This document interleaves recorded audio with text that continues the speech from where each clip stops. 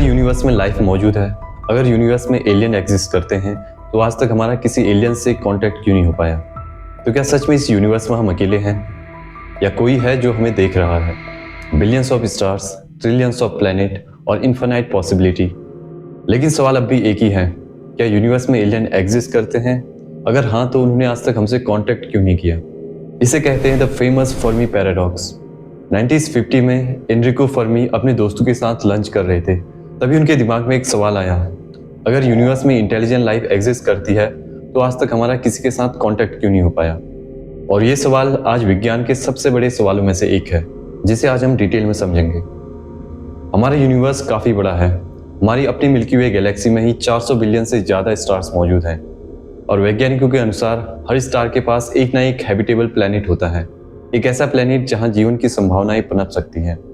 यानी कि मिल्की वे गैलेक्सी में ही लगभग 100 बिलियन से ज़्यादा ऐसे प्लैनेट हैं जहां पे लाइफ एग्जिस्ट कर सकती है। और हमारे यूनिवर्स में मिल्की वे गैलेक्सी जैसे 2 ट्रिलियन से ज़्यादा गैलेक्सीज मौजूद हैं। लेकिन क्या इतने बड़े यूनिवर्स में सिर्फ अर्थ पे ही लाइफ मौजूद हो? इस बात का कोई सेंस नहीं बनता। अगर यूनिवर्स में लाइफ इतनी कॉमन है, तो आज तक हमारा किसी एलियन सिविलाइजेशन से कॉन्टेक्ट क्यों नहीं हो पाया?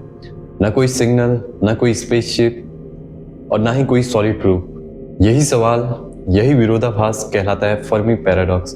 हमारे पास कोई ऐसा परफेक्ट आंसर नहीं है जिससे हम फर्मी पैराडॉक्स को समझा सके, लेकिन हमारे पास बहुत सारी ऐसी संभावनाएं हैं जो और भी ज़्यादा डरावनी हैं। तो चलिए एक एक करके इनके बारे में जानते हैं। इस सिद्धांत के अनुसार जीवन के लिए जितनी आवश्यक शर्तें चाहिए, वो इतनी अनोखी, इतनी जटिल और इतनी कठिन है कि पूरी मिल्की वे गैलेक्सी में पृथ्वी ही एकमात्र ऐसी जगह है जहां जीवन बुद्धिमत्ता के स्तर तक पहुंच पाया। इसके बाद जो अगली संभावना है, उसे जू हाइपोथेसिस के नाम से जाना जाता है। शायद यूनिवर्स में एडवांस सिविलाइजेशन मौजूद हो, लेकिन वो जानबूझकर ही हमसे कांटेक्ट ना करना चाह रहे हो। जैसे हम सारे एनिमल्स को देखते हैं लेकिन उनके साथ कांटेक्ट नहीं करते, इसी तरह से कोई एडवांस सिविलाइजेशन जो हमें जू या प्रिमिटिव सिविलाइजेशन की तरह देखते हो। इसके बाद जो अगली संभावना है, वो ये कहती है कि वे काफ़ी ज़्यादा एडवांस होंगे। वो इतने ज़्यादा एडवांस है कि उनकी कम्युनिकेशन के सिस्टम को हम समझ ही नहीं सकते। हम एलियन से रेडियो सिग्नल द्वारा कांटेक्ट करने की कोशिश करते हैं, लेकिन ऐसा हो सकता है कि वो हमसे 4 डायमेंशन और 5 डायमेंशन के जरिए कम्युनिकेशन करने की कोशिश करते हो, या फिर dark matter technology, quantum technology, या वो कम्युनिकेशन के लिए किसी ऐसी एनर्जी का इस्तेमाल करते हो जिसे हम कभी समझ ही ना सके। ठीक वैसे ही जैसे एक चींटी स्मार्टफोन की टेक्नोलॉजी को नहीं समझ सकती। इसके बाद जो अगली संभावना है, वो ये कहती है कि यूनिवर्स में शायद हम सबसे पहले हैं। शायद ब्रह्मांड में अभी जीवन का असली विस्फोट होना बाकी है। हम जीवन की शुरुआती लाइन में सबसे आगे खड़े हैं, और बाकी सारे प्लैनेट्स अभी शुरुआती स्टेज में हैं। इसके बाद जो अगली संभावना है, वो सबसे ज़्यादा डरावनी है, क्योंकि इसके अनुसार हमारे यूनिवर्स में एडवांस सिविलाइजेशन तो बने, लेकिन वो काफ़ी लंबे समय तक सर्वाइव ना कर पाए।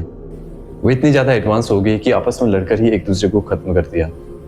या ऐसा हो सकता है कि डायनासोर की तरह किसी एस्टेरॉइड ने उनको भी खत्म कर दिया हो, या ऐसा हो सकता है कि उनका खुद का प्लेनेट जीवन के लिए उपयुक्त ना रहा हो। इस तरह की लगभग 5 घटनाएं पृथ्वी के साथ भी हो चुकी है, जिसकी वजह से जीवन लगभग पूरी तरह से समाप्त हो गया था। और दूसरी ओर जिस तरीके से human nuclear weapon, missiles, robots और एडवांस टेक्नोलॉजी में लगा हुआ है, इससे तो हमारे भी काफ़ी लंबे समय तक सर्वाइव कर पाने के चांसेस काफ़ी कम लगते हैं। अगली संभावना है सिमुलेशन हाइपोथेसिस। काफ़ी लंबे समय से वैज्ञानिक और टेक एक्सपर्ट इस बात पे जोर देते आए हैं कि हम एक कंप्यूटर सिमुलेशन में रह रहे हैं, जैसा कि मैट्रिक्स मूवी में दिखाया गया है। हालांकि इस बात में कितनी सच्चाई है, हम इसके बारे में नहीं जानते, लेकिन ये फर्मी पैराडॉक्स को समझाने के लिए काफ़ी अच्छा है। अगर हम सच में किसी सिमुलेशन के अंदर हैं, तो सिमुलेशन बनाने वाले ने हमें, पृथ्वी और सिर्फ ऑब्जर्वेबल यूनिवर्स को बनाया होगा, ताकि हम किसी और एलियन सिविलाइजेशन से मिल ना पाए। इसके बाद और भी बहुत सारे हाइपोथेसिस हैं जो फर्मी पैराडॉक्स को समझाने का काम करते हैं, लेकिन इसके बारे में हम कोई सटीक जवाब नहीं जानते।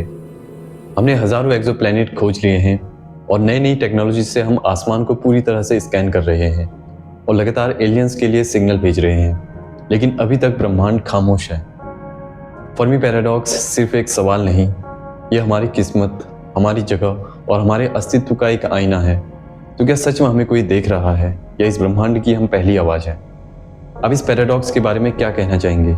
नीचे कमेंट में ज़रूर बताएं। उम्मीद है आपको आज की वीडियो पसंद आई होगी। मिलते हैं नेक्स्ट वीडियो में, तब तक के लिए गुड बाय।